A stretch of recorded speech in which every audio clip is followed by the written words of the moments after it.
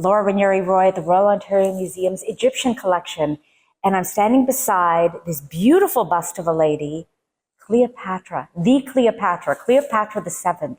She comes down in our understanding through history as a great beauty. She seduced the great Julius Caesar and then Mark Antony after him. She was the last great queen of Egypt. After her, the Romans took over. Augustus, Octavian came, and everything changed. But is this a bust of Cleopatra? This is a bust that Charles Currelly purchased in the early 1900s in Egypt. It is said to be from Alexandria, from near her sunken palace. But it portrays her as a beautiful woman. And we now know in history, Cleopatra would have been incredibly charismatic, incredibly brilliant. She seduced two great generals of Egypt, but she was not necessarily a traditional beauty. We know from her coins she had a bit of a hooked nose. She was a Greek of the Ptolemy line. So is this her, or an idealized picture of her? It was found near her sunken palace, but there were two statues, and one was of a goddess. Could this be her? Could this be a goddess? An idealized version of Cleopatra? How beautiful was Cleopatra really? Well, all questions to be answered, but I'd like to think this is Cleopatra, at least in her idealized state. And Currelly brought it back, a rare image of this wonderful queen that lives in the Egyptian collection of the Royal Ontario Museum. And I'm standing in front of the mummy of Nakht. This is a bit of a sad story. Nakht lived at a troubled time in Egypt at the beginning of the 20th dynasty. So we're talking about 1100 BC.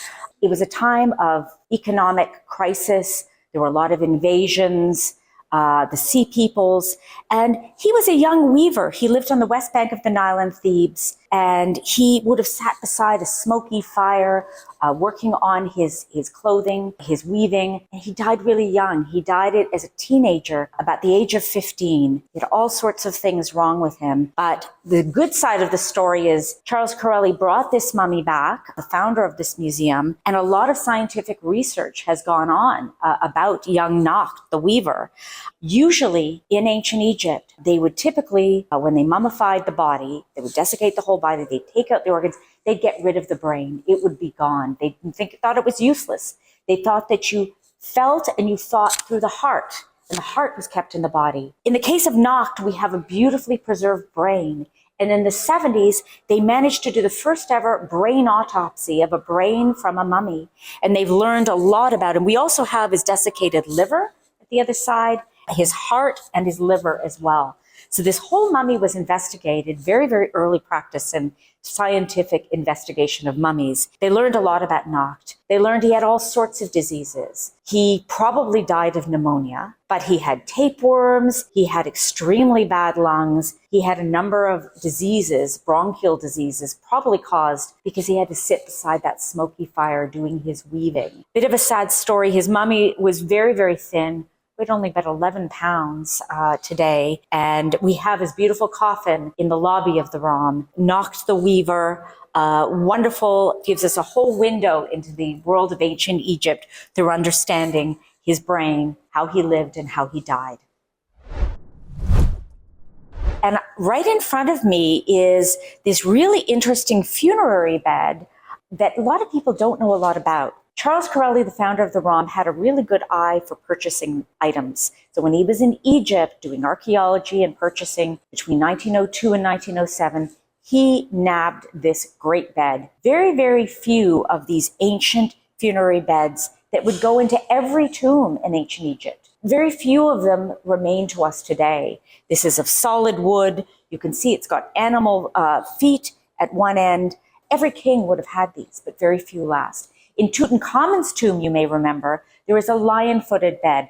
There is a cow-footed bed, a hippopotamus-headed bed. These were all placed in the tomb to provide the deceased with a place where perhaps final funerary rites were performed, and also to imbue the deceased with the protection of these different animal gods that were represented in these beds.